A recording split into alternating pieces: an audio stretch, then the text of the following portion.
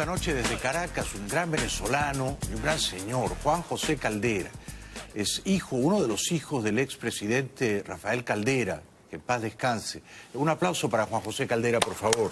Muchas gracias, Jaime. Bienvenido. Muchísimas gracias. A ti por estar aquí, es un honor recibirte, Juan José. El honor para mí asistir al programa, este programa tan visto por tantos venezolanos. La colonia venezolana más importante en el exterior reside en Miami y Sí, te sigue con mucha atención. Y por eso tener la oportunidad de aclararle cosas que se dicen que la confunden es para mí una ocasión extraordinaria. Y gracias por estar aquí. Nos honra tu visita. ¿Qué te gustaría, por ejemplo, aclarar? He leído tu libro, Mi Testimonio, en el que recuerdas el perfil histórico de tu padre y de tu madre, Alicia, ¿verdad? Sí. Y tú te encargas de, digamos, aclarar algunos malentendidos, deshacer algunos entuertos, ¿no? Claro.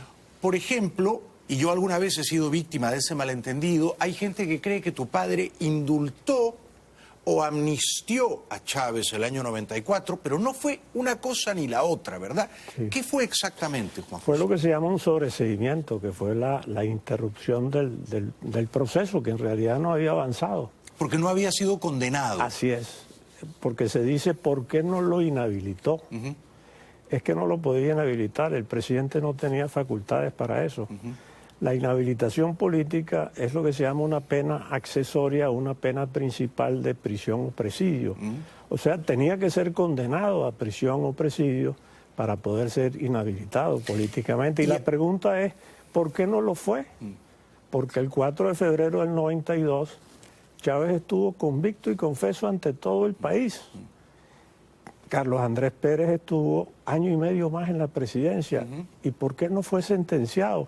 No solo él, ninguno de los que participaron en el alzamiento. De hecho, tú aclaras en el libro, y seguramente aquí en la entrevista, que cuando tu padre sobreseyó el proceso penal a Chávez, muchísimos de sus compañeros en esa felonía, en el golpe de febrero del 92, por decisión de Pérez y de Velázquez, habían sido ya puestos en libertad. Enseguida después del golpe, comenzaron a ser reincorporados a su fuerza sin castigo, una cosa impresionante. Yo tuve ocasión de preguntárselo al general Ochoa Antich, que era el ministro de la Defensa para entonces. Le dije, general, ¿esto es verdad? Y me dijo, sí, Juan José. Eran tantos los oficiales que teníamos detenidos que era insostenible esa situación. De manera que el propio Pérez los reincorpora a su fuerza sin castigo, a pesar de que el mismo 4 de febrero Pérez y el decreto de suspensión de garantías del Congreso hablaba de la posibilidad de un magnicidio. Pérez dijo, pretendían matarme. Bueno, y no hubo nunca un sentenciado. ¿Y por qué? ¿Fue un error de Pérez? Bueno, él sabrá por qué lo hizo, pero es que en el país inmediatamente hubo una reacción a favor de la libertad. Al mes se estaba metiendo un proyecto de ley de amnistía en el Parlamento y comenzaron las manifestaciones, tanto así que los otros candidatos presidenciales distintos a Caldera, Fermín, Osvaldo Álvarez Paz... ¿Tú recuerdas acá que Álvarez Paz dice unas palabras glorificando a los golpistas impresionantes? Él fue detenido como gobernador del sur y en su residencia por Arias Cárdenas. Y a los 3 meses el Nacional publica una carta de respuesta de él a los jefes, más bien... felicitándolos. Diciéndoles, conozco sus buenas intenciones, etcétera. Y el ministro de la Defensa, Ochoa Antich, visita en el cuartel de San Carlos a los detenidos y al salir dice que les ofreció su libertad siempre y cuando rectifiquen su conducta. Bueno, o sea que no había intención absoluta de parte del gobierno de castigarlo, a pesar de que habían hablado de un magnicidio, ¿no? Entonces, Caldera asume la presidencia 2 años después, sin que ni siquiera Chávez, que estaba convicto y confeso desde el 4 de febrero, hubiera sido condenado. Exactamente. No estaba condenado. Entonces, el país votó por Caldera, ¿para qué? ¿Para que castigara a Chávez?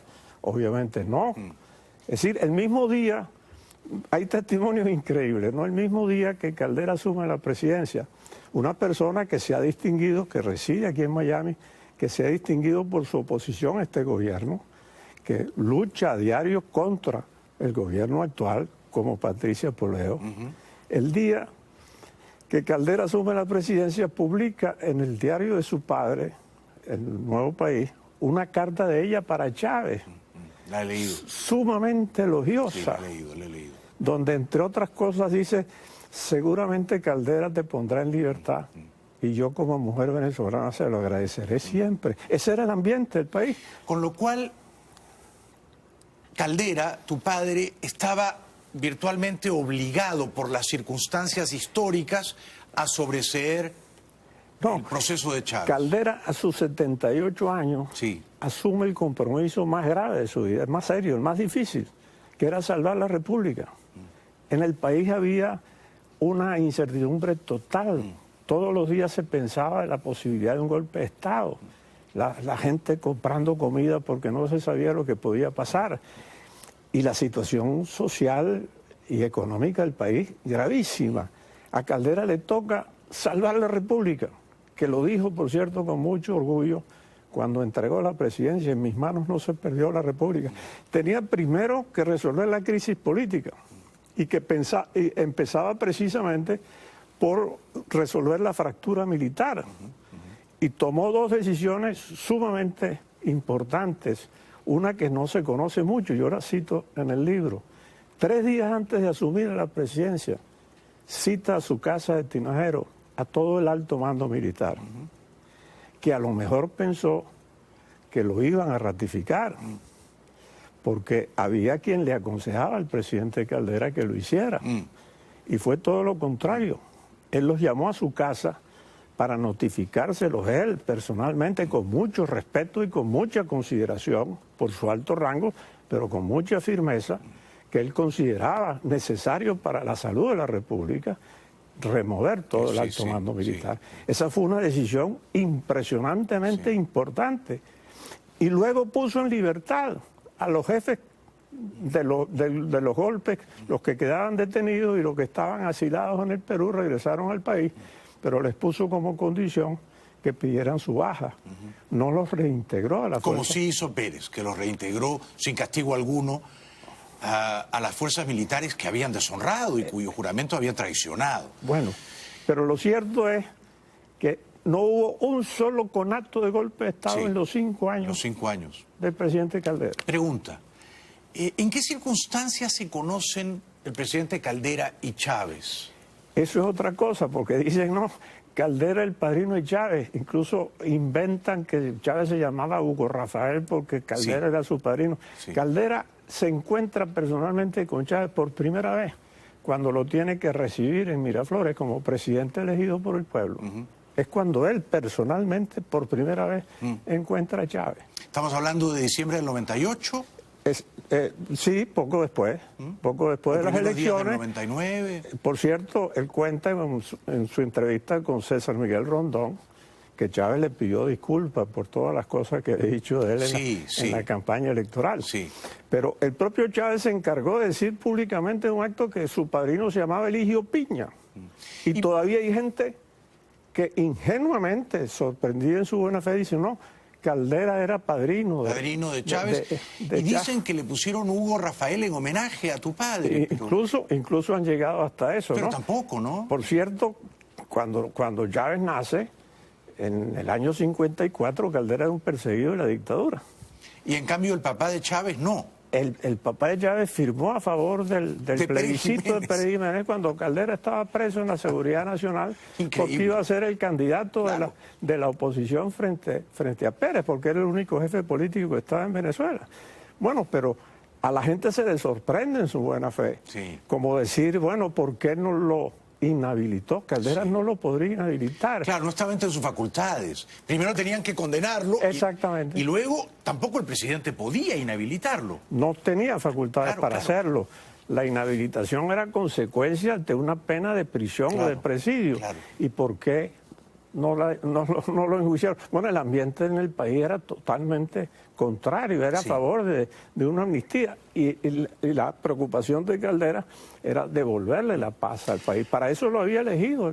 Ahora, el país se equivocó, Juan José. Es decir, da la impresión de que el país fue indulgente con los golpistas, fue benévolo con un golpe de Estado, y la historia luego nos ha educado en que No, es decir, un golpe de Estado es un crimen serísimo que no hay que pasar por alto tan magnánimamente, ¿no? Bueno, pero te sorprende la cantidad de gente que abogó por la libertad de los...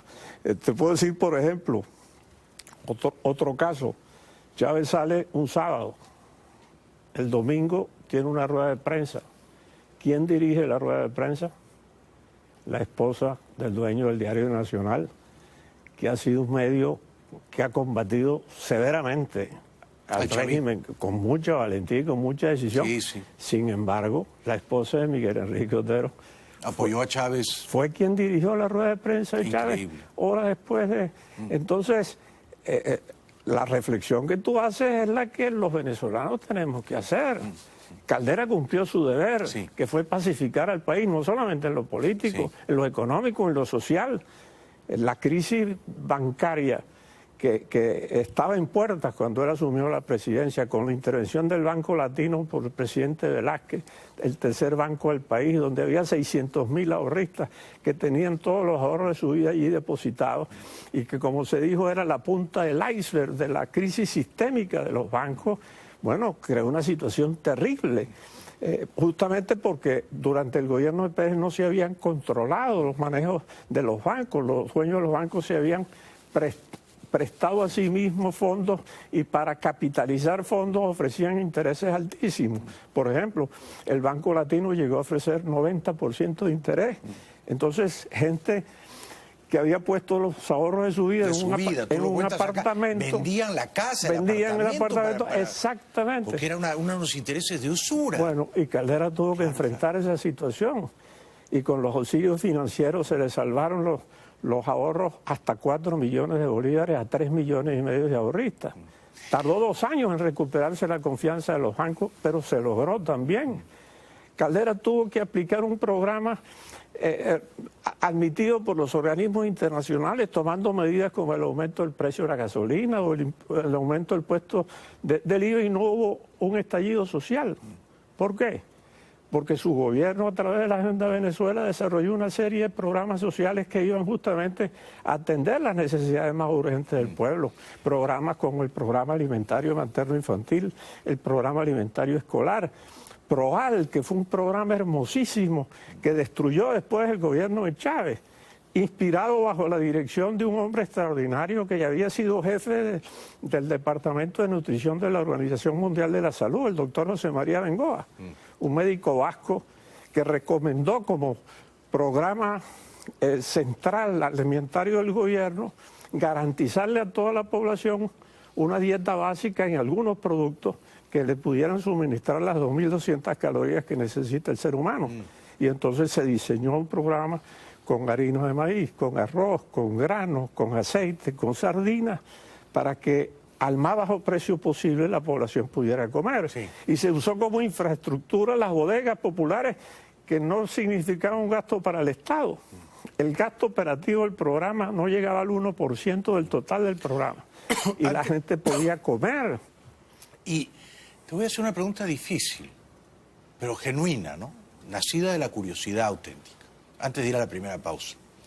Si las cosas estaban tan bien, y bien miradas, a la luz de lo que vino luego, no estaban tan mal, ¿por qué tantos venezolanos en aquella circunstancia histórica, fines del 98, buscaron a un Mesías, a un Redentor y digamos, dieron la espalda a la clase política tradicional? ¿Por qué? Sí, bueno, para el 97 la situación del país se había recuperado. Para el 98 hubo una caída abrupta de los precios del petróleo, mucho más allá de lo que se esperaba por un problema en Tailandia y el sureste asiático, y eso frenó el proceso de recuperación del país. Quizás eso produjo un gran desconcierto en el país. Todavía Irene Sáez encabezaba las encuestas.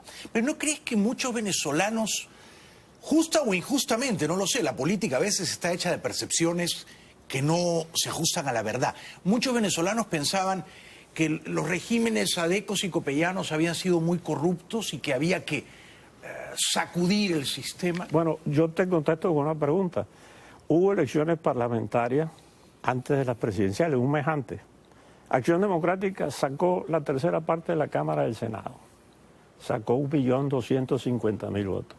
Un mes después, su tarjeta presidencial se reduce a menos de la mitad, porque la mitad de su electorado se desplazó hacia Chávez, a aquel que había intentado derrocar a Carlos Andrés Pérez, que era un presidente de Acción Democrática. Sí. Fue destituido también con los votos de Acción Democrática. Sí. Y fue elegido senador sin los votos de Acción Democrática, con un grupo nuevo que se creó llamado Apertura. Pero ¿cómo se explica que la mitad del electorado de Acción Democrática en un mes votó por Chávez? Votó por Chávez. Yo no me lo explico. Y algo similar pasó con Copey. Entonces, esas son las cosas que hay que preguntarse si es que queremos sacar lecciones de la historia. Sí. Porque es muy fácil decir, no, el culpable es Caldera. Es muy fácil. ¿Verdad? Cuando Caldera lo que hizo fue cumplir su deber. Y además de ser un gran demócrata, era un hombre de honor. Honesto, porque decía la verdad, sincero, esto lo dice muy bien aquí en el libro, y honrado. Así es. Las 2 veces que salió del poder, salió con la misma austeridad con la que había entrado. Así es.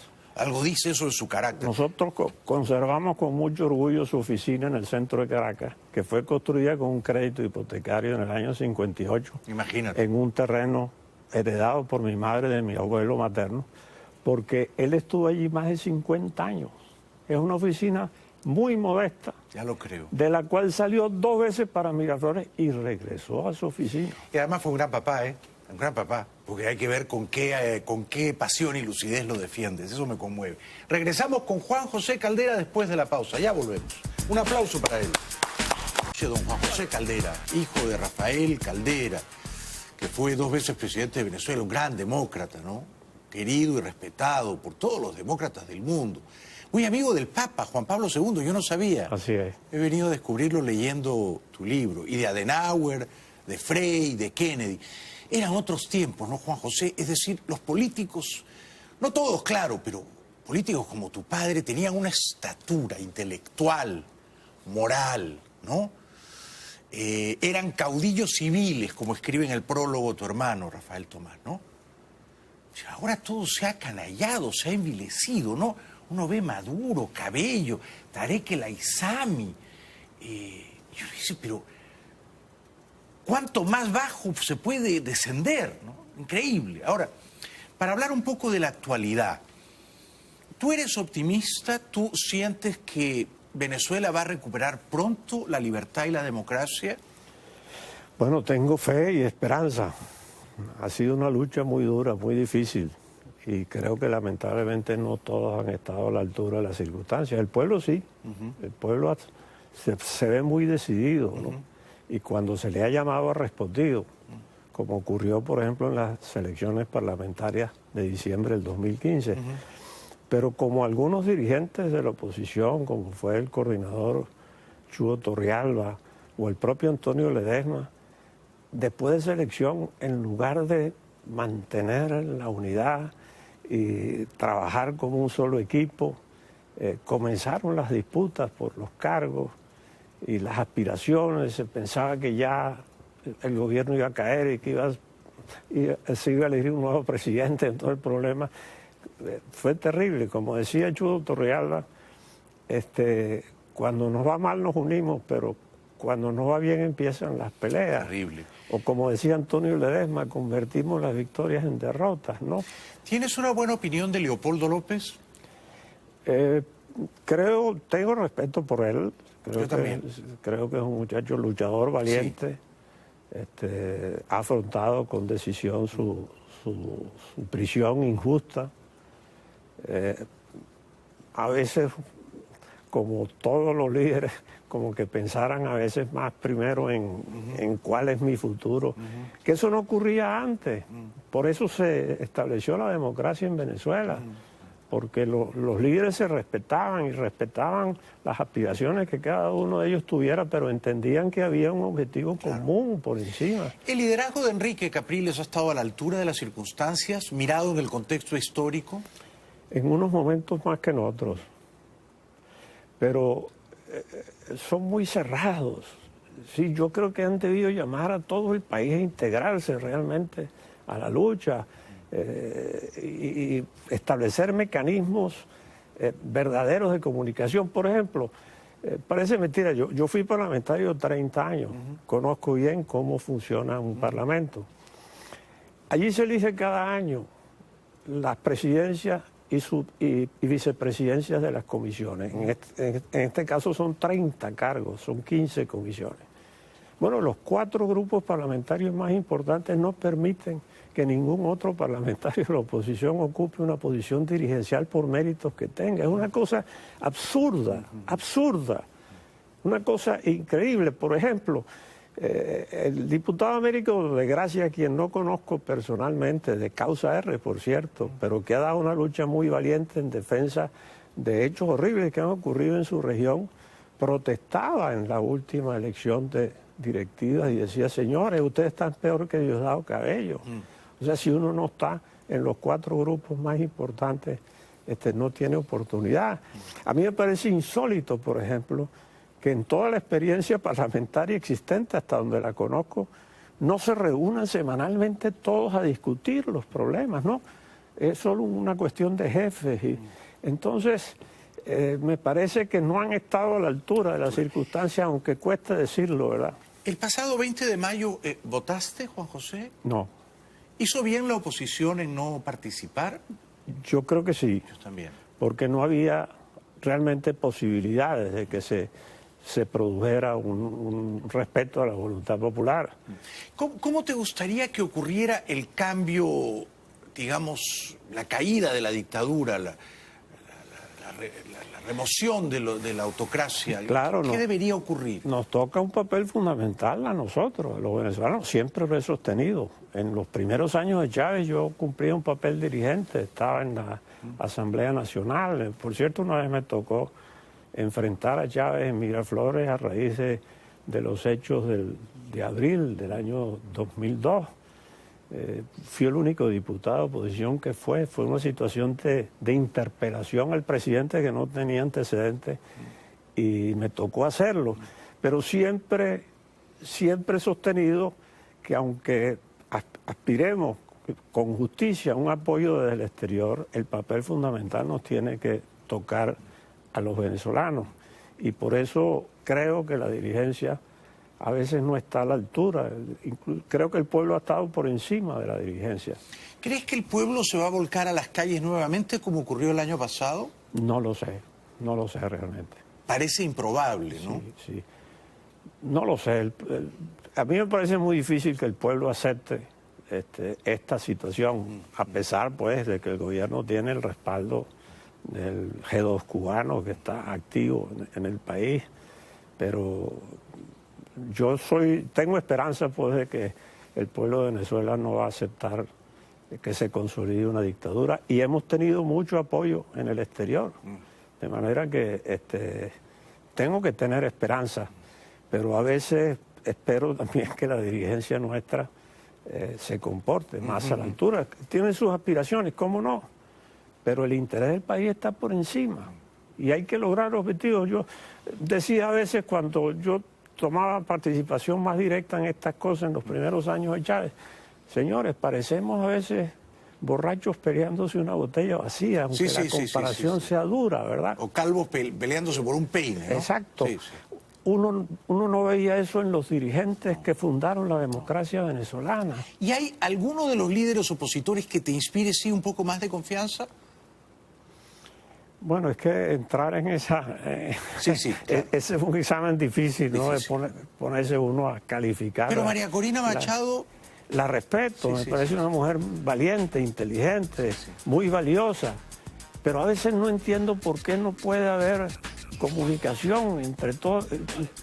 Como decía Antonio Ledesma, ¿por qué cuesta a veces Dios y su ayuda que nos sentemos a discutir? ¿Verdad?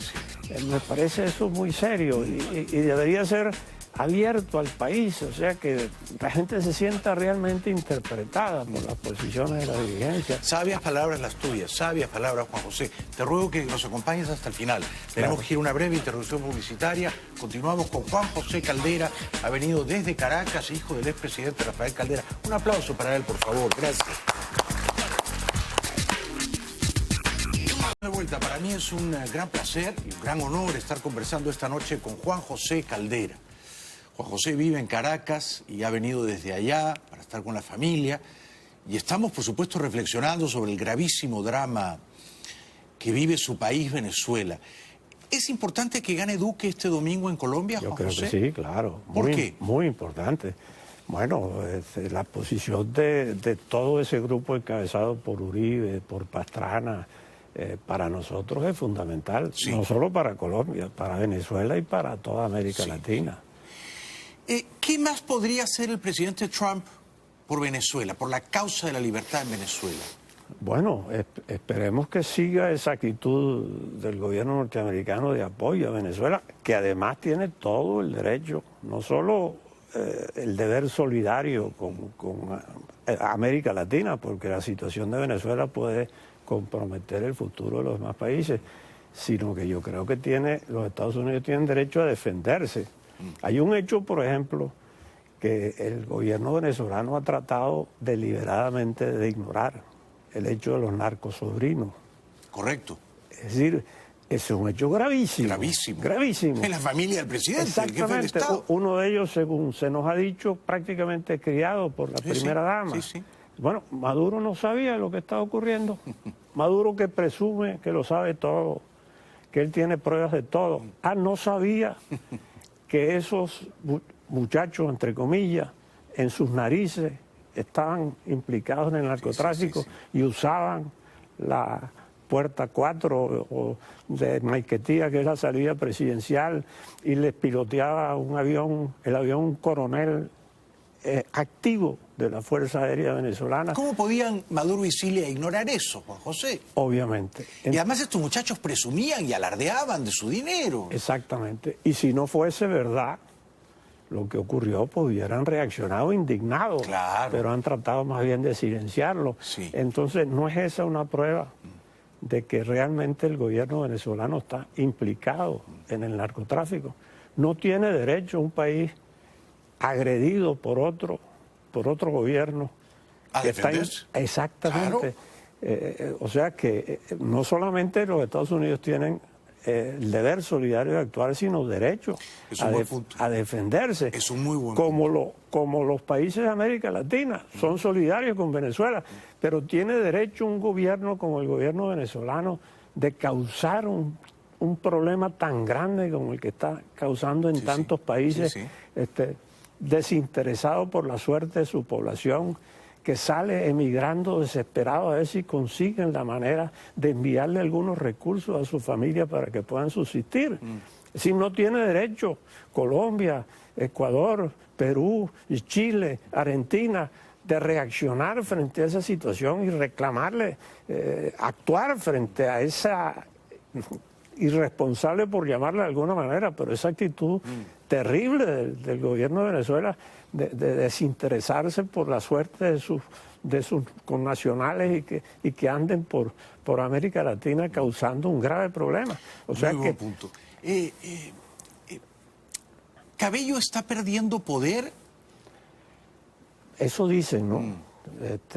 Aparentemente tienen una guerra ahí tremenda, ¿no? Sí. Ahora, ¿hasta dónde tiene el control de la situación el régimen cubano? No lo sé. Porque Maduro obviamente depende de eso fundamentalmente, ¿no? No sé realmente. Pero hay rumores de que hay una lucha intestina entre ambos, eso ¿no? se Entre dice Maduro y mucho, eso Cabello, se ¿no? dice mucho, sí. La caída de Tarek El Aissami, digo caída, quizás es un poco exagerado decirlo en esos términos, pero ahora la vicepresidenta va a ser Delcy Rodríguez. Sí. Algo está ocurriendo ahí adentro, ¿no? Se supone, sí. Claro, pero ¿qué valor tiene ese equipo? Para mí muy poco valor. Es decir, yo conocí directamente a Maduro en la Asamblea ¿Cómo así? Nacional. Ah, claro, claro. Sí, claro, participamos en la primera Asamblea Nacional, yo era diputado como él. Sí, sí. Nunca le vi condiciones para ser presidente de la República. Claro, no es un hombre tonto, obviamente. ¿Lo hemos subestimado? No sé si a él en particular, sino a lo que está detrás de él, sí. Como lo decía Arturo la semana pasada, ¿no? Yo creo que así, eso sí ha ocurrido por la conducta de la dirigente de la oposición, porque si nos diéramos cuenta de la gravedad del problema, entenderíamos que primero hay que resolverlo, y entonces después competir democráticamente. Exacto. Y que el pueblo elija Exacto. a quien quiera dirigirlo. Sí. Pero solidariamente hay que actuar frente a esta situación. Y si solidariamente actuaran los militares, si el alto mando militar, leal a la Constitución y a Venezuela, ¿no?, y guiado por profundas convicciones democráticas, se alzara en armas y sacara del poder a los autócratas, ¿tú aplaudirías eso? Bueno, si llaman elecciones, sí, obviamente. Si es con... En el más breve plazo. Claro, claro, eso sí, obviamente. Es su deber, incluso, de acuerdo con la Constitución. Están obligados a restablecer el orden constitucional. Pero antes de llamar a elecciones habría que depurar el poder electoral, supongo, cambiar de árbitro. Obviamente. Eso lo ha debido hacer la Asamblea Nacional comenzando sus gestiones, pero se distrajeron en otras cosas, ¿no? A mí me parece que lo primero que ha debido hacer la Asamblea en enero del año 2016, al instalarse a enfrentar el problema del Tribunal Supremo de Justicia. ¿Qué hizo el gobierno cuando pierde las elecciones? Tomó por asalto el TCJ, Sí. con una asamblea que ya no tenía legitimidad para actuar, la anterior asamblea. ¿Y a quiénes elige como magistrados? Un grupo de personas que no reunían las condiciones exigidas por la Constitución. ¿Qué es lo que ha debido hacer la nueva asamblea? Ven acá un momentico, vamos a revisar esta situación. Y había cómo, incluso había precedentes para actuar. Pero estaban pensando en sus pequeñas agendas. Bueno, pusieron a votar a los diputados elegidos a ver cuál de los dos aspirantes iba a ser presidente de la Asamblea y la lucha por las presidencias y vicepresidencias de las comisiones.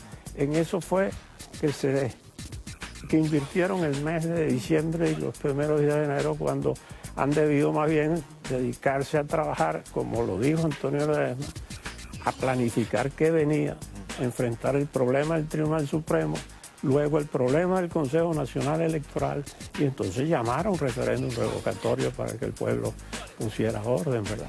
Muchas gracias, Juan José Caldera, por haber venido. A ti, Jaime. Espero que la sabiduría de tus palabras cale hondo en Venezuela. Gracias. Muchas gracias. Aplauso.